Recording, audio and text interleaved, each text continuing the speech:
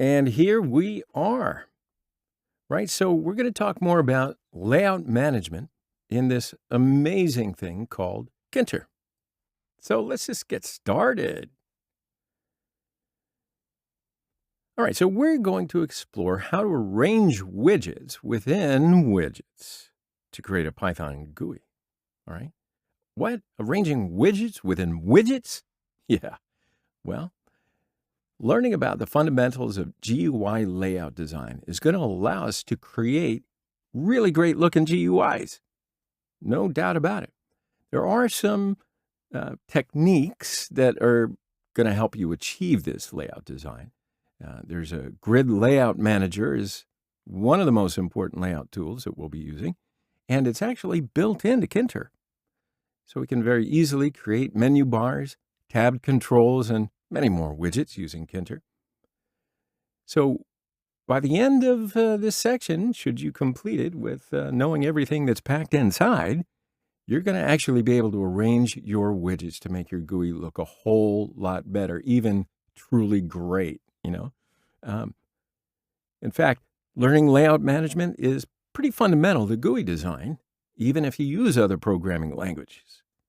But really, who needs other programming languages, right? Python can do everything. Sorry, I didn't mean to get emotional. I know this is data science. But you too will be enthusiastic about everything that you can do within. All right? So let's just get into it. We're going to lay out our GUI using Python 3. And we're going to do these tasks together, arranging several labels. We're going to add some space around the widgets. Also, you're going to learn how widgets are dynamically able to expand the GUI. We're going to align GUI widgets by embedding frames within frames. We're going to create some menu bars, create tabbed widgets, and we're going to use the grid layout manager. So it really is exciting, right? Check out the possibilities. Let's start with our first task. So we'll be arranging several labels here. But how do we do that? Well, there's something here called Label Frame Widget. And that's going to help us design our GUI in a very organized but beautiful fashion. So we're still using the Grid Layout Manager as our main layout design tool, but by using label frame widgets, we're going to get much more control over this GUI's design. So first we're just going to add in some more widgets to our GUI. And don't worry, we're going to make this GUI fully functional later on as we keep building. But here, I just want to introduce you to this label frame widget. All right, so we're going to actually reuse the GUI from adding several widgets to a loop, creating the GUI form and adding widgets. And this is how you do it.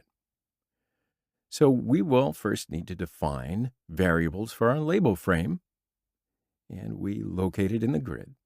So looks like this.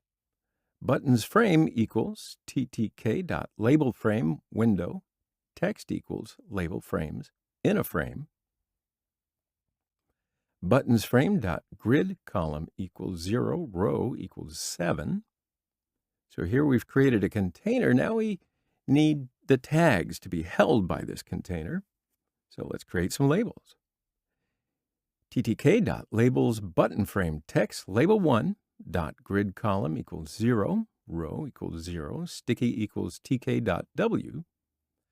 ttk.labels button frame text label 2 dot grid column equals 0, row equals 1, sticky equals tk.w. ttk.labels button frame text label 3 dot grid column equals 0, row equals 2, sticky equals tk.w. All right, so that means our code's ready. Let's see what it looks like. All right, so that's what it looks like. Here, our label frame and our labels.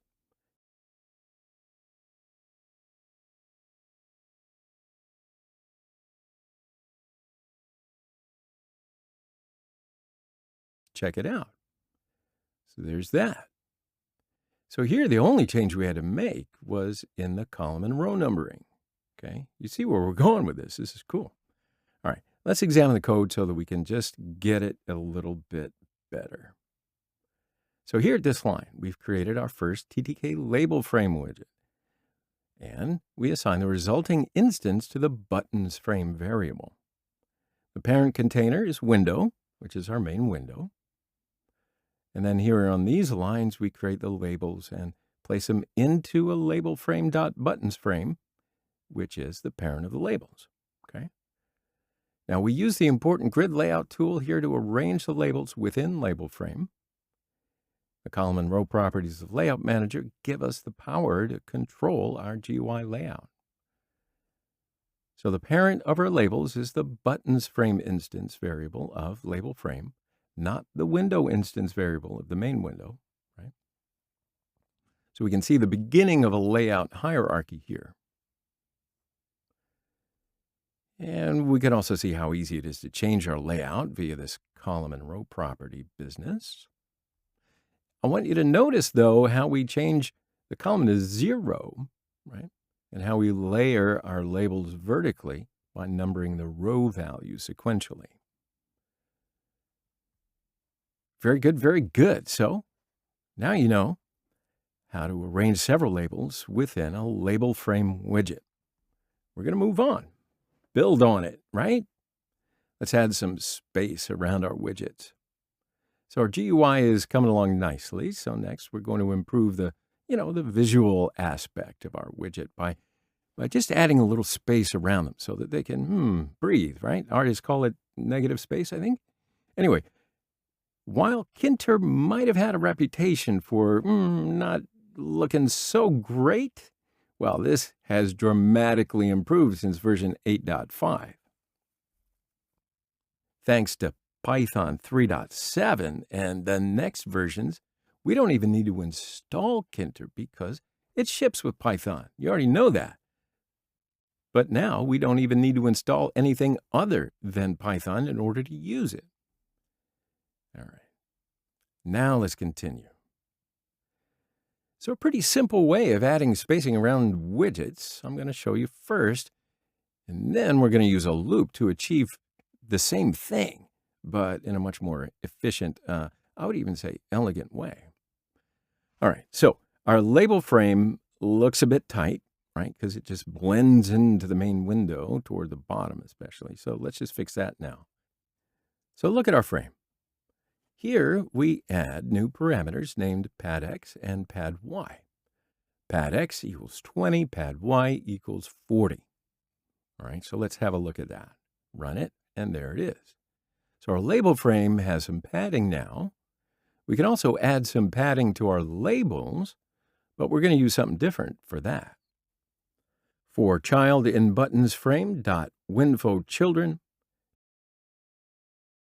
child.grid configure padX equal 10, padY equals 5. Let's run it again. And there you see. So, you know what? Let's see this effect even better. So let's do this. Frame text label 1, long. So that's LOOOOOOOONG. There's the result. See, so note now how there is space to the right of the long label next to the dots. The last dot doesn't touch label frame, which it otherwise would have without that added space. Now, we can also remove the label frame name to see the effect padX has on the position of our labels. That's always fun. So let's try that out. Text equals empty string. Now run it again. See what I mean? Right? So we remove the name that was previously displayed for the label frame. So let's have a look at the code.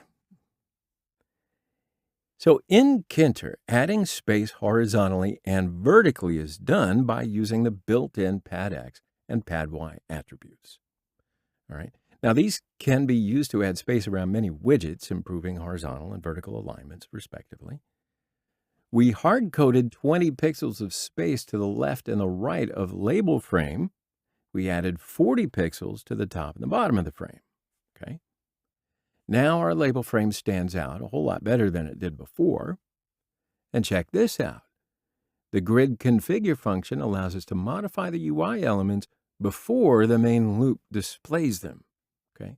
So instead of hard coding values when we first create a widget, we can work on our layout and then arrange spacing toward the end of our file, just before the GUI is created. Okay, so it's pretty good technique to know about, don't you think? Now, the WinFoChildren function, this returns a list of all the children belonging to the buttons frame variable. This allows us to loop through them and assign the padding to each label. Now, one thing to keep in mind here is the spacing to the right of the label isn't really visible. This is because the title of label frame is longer than the names of the labels, okay? Now, just experiment around a little bit, and it's kind of fun when you're making labels, especially when they're longer, okay? So, that's adding space around widgets using some padding. In fact, that brings us to the end of this particular lesson about layout management in Tkinter. So next time around, we're going to continue with our other tasks. So if you're ready, move on, and I'll see you on the other side.